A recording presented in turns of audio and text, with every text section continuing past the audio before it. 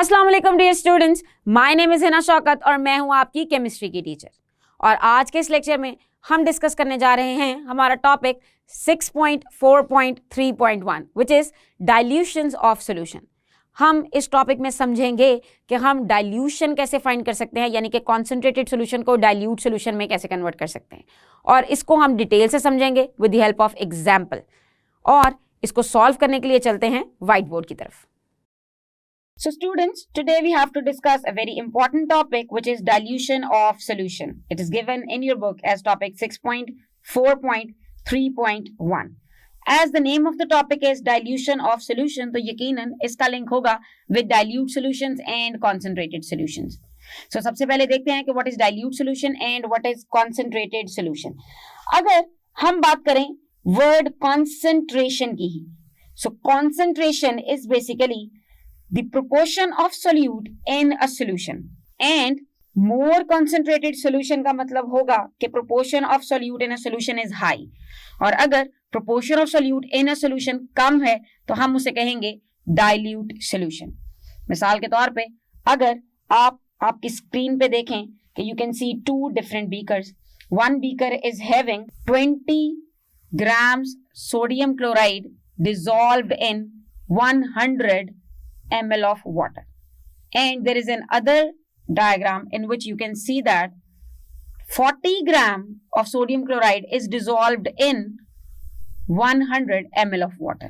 In both cases you can see that amount of solute is different, and this amount of solute is indicating the concentration.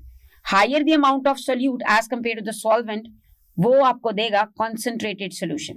So in this case this beaker is showing you higher concentration. तो हम कहेंगे कि ये solution concentrated है और दूसरा solution dilute है. अब अगर आप इनके फर्क पे आए, so आपके पास डिफरेंस आया है अमाउंट ऑफ सोल्यूट में, लेकिन अगर मैं आपसे कहूं कि आप इसे कन्वर्ट करें, so would it be easy for you? So चलिए देखते हैं कि हम इसे एक दूसरे में कन्वर्ट कैसे कर सकते हैं. As the topic is dilution of solution, so let's have a look at the definition. The process of decreasing concentration of solution by adding more solvent in it is called dilution of solution. यानी कि आप किसी solution के अंदर more amount of solvent add करें, तो जब आप solvent add करेंगे तो उसकी concentration कम हो जाएगी. So इस process को आप कहेंगे dilution of solution. For example, if we have 2 molar solution of NaCl and if we add more solvent, which would be water in it, the concentration of the solution will decrease, and we will call this process as dilution of solution. अब dilution करने के लिए हम एक formula use करते हैं, and that formula is M1V1 is equal to M2V2. We know that M stands for molarity and V is the volume. अब इस फॉर्मूले के पीछे लॉजिक क्या है, चलिए उसे समझ लेते हैं. फॉर एग्जाम्पल, अगर आप किसी सोल्यूशन की मोलैरिटी की बात करते हैं, for example you have a solution जिसके अंदर आपने डिसॉल्व किया है 1 मोल के मुताबिक मास, यानी 1 molar mass of sodium chloride, और उसको आपने बनाया अप टू 1 dm क्यूब, यानी कि आपने बनाया 1 molar solution of sodium chloride. So उसके लिए number of moles of sodium chloride वो आप फाइंड कर सकते हैं, और उसको फाइंड करने के लिए आपको याद होगा मोलैरिटी का formula. Molarity is equal to number of moles of solute divided by volume of इस सोल्यूशन. अब वॉल्यूम है 1 dm क्यूब और नंबर ऑफ मोल्स आपको पता चल जाएंगे अकॉर्डिंग टू दी मोलैरिटी. अब हमने बनाया 1 मोलर सोल्यूशन, तो उसमें यकीनन एक ही मोल हमने डिसॉल्व किया है सोडियम क्लोराइड का, तो हम कह सकते हैं कि number of moles of sodium chloride would be equal to molarity multiply by its volume, because we know that molarity is equal to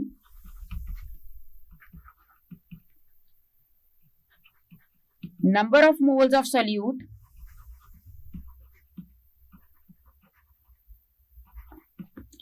divided by volume of solution. So ये तो हुआ उस केस में नंबर ऑफ मोल्स फाइंड करना. Now what if you want to dilute this solution? If you want to dilute this solution मतलब आप उसमें से सॉल्ट निकालेंगे नहीं, you will just add solvent into it. जैसे कि हमने डेफिनेशन में भी देखा कि हम कॉन्सेंट्रेशन डिक्रीज करते हैं by adding solvent into it. तो सॉल्वेंट जब हम ऐड करेंगे तो do you think the number of moles would be changed? Of course not.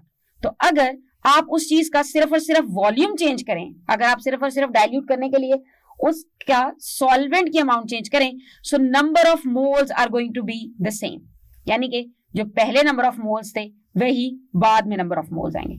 तो हम स्टार्टिंग वाले नंबर ऑफ मोल्स को बिफोर डाइल्यूशन कह सकते हैं M1V1 और आफ्टर डाइल्यूशन हम उसे कहेंगे M2V2. और इनको एक दूसरे के इक्वल इसलिए रखेंगे क्योंकि number of moles after dilution change नहीं होंगे. Number of moles are going to remain the same.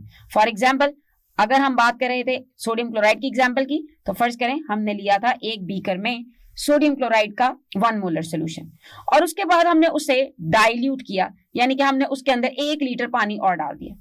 यानी कि अब उसके अंदर number of moles of sodium तो 1 ही है, लेकिन वॉल्यूम डबल हो गया. तो वॉल्यूम डबल होने से क्या होगा? वॉल्यूम डबल होने से वो डाइल्यूट हो जाएगा, but number of moles same है. सो हम लिख सकते हैं M1V1 is equal to M2V2. अब इसकी एप्लीकेशन क्या है और इसे हम यूज कहां करेंगे और कैसे अप्लाई करेंगे, इसको समझते हैं एक मिसाल की मदद से. For example suppose we want to prepare 100 centimetre cube of 0.01 molar solution from the given 0.1 molar solution of potassium permanganate. थोड़ी सी कंफ्यूजिंग स्टेटमेंट है but we are done with molarity. हमें पता है कि हम किस तरह कोई मोलर सोल्यूशन फाइंड करते हैं और मोलर सोल्यूशन बनाने के लिए हमें पता होना चाहिए किसी भी चीज का मोलर मास. अब इस एग्जांपल में हम जो कंपाउंड ले रहे हैं this is potassium permanganate. Formula for potassium permanganate is KMnO4. This is potassium permanganate और इसका मोलर सॉल्यूशन बनाने के लिए हमें पता होना चाहिए इसका molar mass. And molar mass of potassium permanganate by adding the individual atomic masses of all the atoms present in it is 158. Approximately, its exact value is 158.034, but we can call it as 158. And unit for this is grams per mole. Now this is the molar mass. If we are going to dissolve 158 grams of potassium permanganate and we will fill up the volume up to 1 dm cube, so we will get 1 molar solution. यानी कि 1 molar solution के लिए हमें चाहिए जो amount वो है 158. लेकिन हम इस एग्जाम्पल को डिस्कस कर रहे हैं when we were given with 0.1 molar solution. So अगर 0.1 molar solution बनाएंगे, so you can see that इसके अंदर जो लिंक है this is division of 10, so you will get 15.8. So इसका मतलब for 0.1 molar solution you need 15.8 grams of potassium permanganate. So इस तरह से हम बना लेंगे हमारा 0.1 molar solution for potassium permanganate. अब हमें ये देखना है कि हम इससे 0.01 molar solution कैसे बनाएंगे, वो भी 100 सेंटीमीटर क्यूब में.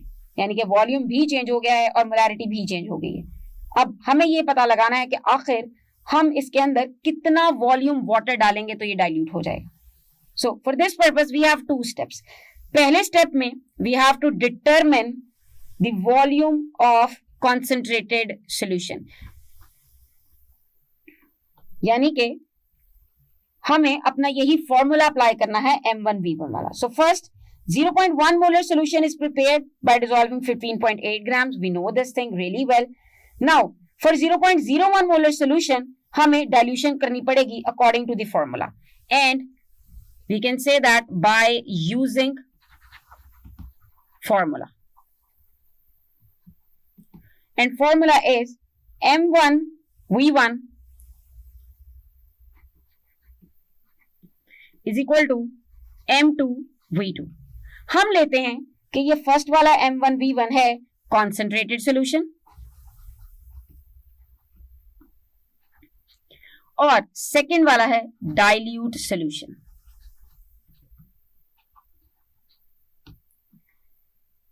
Now we have to look at the values कि आखिर हमारे पास वैल्यूज क्या हैं। सो वी नो दैट पहले जो हमारे पास सॉल्यूशन मौजूद था उसमें हमारे पास वैल्यू थी M1, like molarity of the first solution, it was 0.1 molar. और हमें उसका वॉल्यूम फाइंड करना है बिकॉज वी डोंट नो कि हमें कितना वॉल्यूम रिक्वायर्ड होगा। अगर बात करें M2 की, so we know the molarity of the second solution that we need, it is 0.01 molar. और अगर बात करें V2 की तो वो भी गिवन है which is 100 centimetre cube.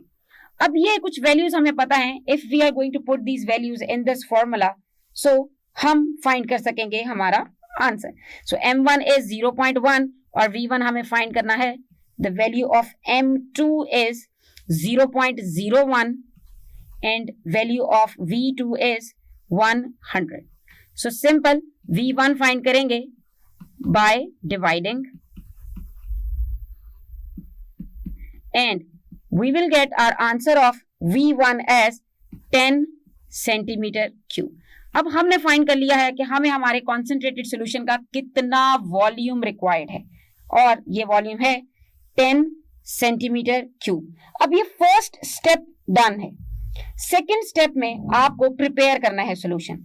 So how we can prepare solution, we will take 10 centimetre cube of this solution with the help of graduated pipette and put in the measuring flask. हम measuring flask use करते हैं क्योंकि हमें at the end volume make up करना होता है।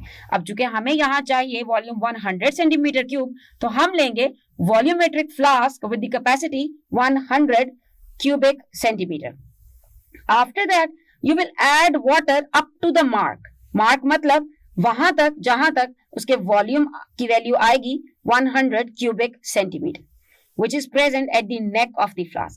Now you will say that it is 0.01 molar solution of potassium permanganate. So I hope कि आपको इन डाइल्यूशंस की समझ आई होगी। अब इसे थोड़ा बेहतर अंदाज से समझते हैं एक एग्जाम्पल की मदद से, which is example number 6.4. Look at the statement of example 6.4. 10 cubic centimeter of 0.01 molar potassium permanganate solution has been diluted to 100 cubic centimeters. Find out the molarity of this solution. अब हमें molarity को find करना है और हमें ratios given हैं with dilute solution and concentrated solution. So simply formula हम वही use करेंगे M1V1 is equal to M2V2, लेकिन start करते हैं with given data.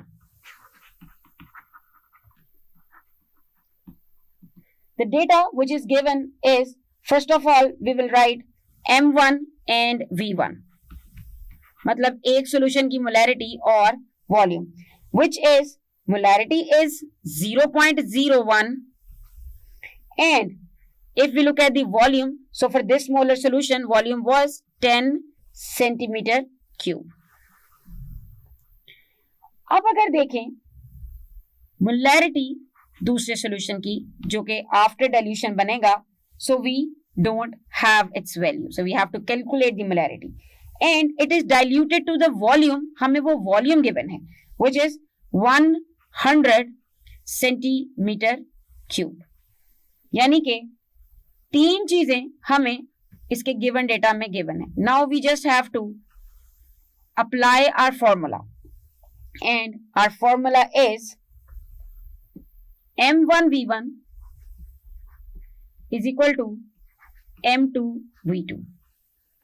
आगे का काम बहुत ही सिंपल है, we just need to fill in the values, we will just put the values.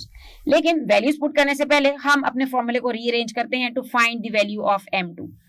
So M2 find करने के लिए V2 would be divided over here और ये आएगी वैल्यू M2 की। So you can write it like this as well. M2 is equal to M1 V1 divided by V2.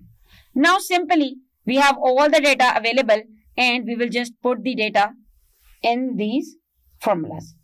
So by putting the data, you will get 0.01 into 10 because V1 is 10 and M1 is 0.01. And if we look at the V2, which is volume after dilution, so its value is 100. Now, if you will solve it, so you will get your answer as 0.001 mole. Now, this answer is reasonable as well. वो कैसे पता चलेगा? Since you have diluted the solution. और जब आप किसी solution को dilute करते हैं, सो इट मीन्स कि आपने उसके नंबर ऑफ मोल्स या फिर अमाउंट ऑफ सॉल्यूट को नहीं छेड़ा, आपने किया ये है कि उसके अंदर सिर्फ और सिर्फ सॉल्वेंट ऐड किया है. सो सॉल्वेंट ऐड कर रहे हैं, नंबर ऑफ मोल्स उतने के उतने ही रह रहे हैं. सो इट मीन्स कि उसकी मोलैरिटी कम हो रही है, because molarity is the ratio of number of moles to the volume of the solution. So आप कह सकते हैं कि the molarity of this solution after dilution is 0.001 molar. So students, आज के इस लेक्चर में हमने डिटेल से समझा है कि व्हाट इज डाइल्यूशन और कॉन्सेंट्रेटेड सॉल्यूशन को डाइल्यूट सॉल्यूशन में कन्वर्ट करने के लिए कौन सा फॉर्मूला यूज करना है, और उस फॉर्मूले की एप्लीकेशन को भी डिटेल से समझा है with the help of one example. मुझे उम्मीद है कि आपको समझ आया होगा. सो हम अपने आने वाले लेक्चर्स में कुछ मजीद इंटरेस्टिंग टॉपिक्स डिस्कस करेंगे. तब तक के लिए अपना ख्याल रखिएगा. अल्लाह हाफिज़.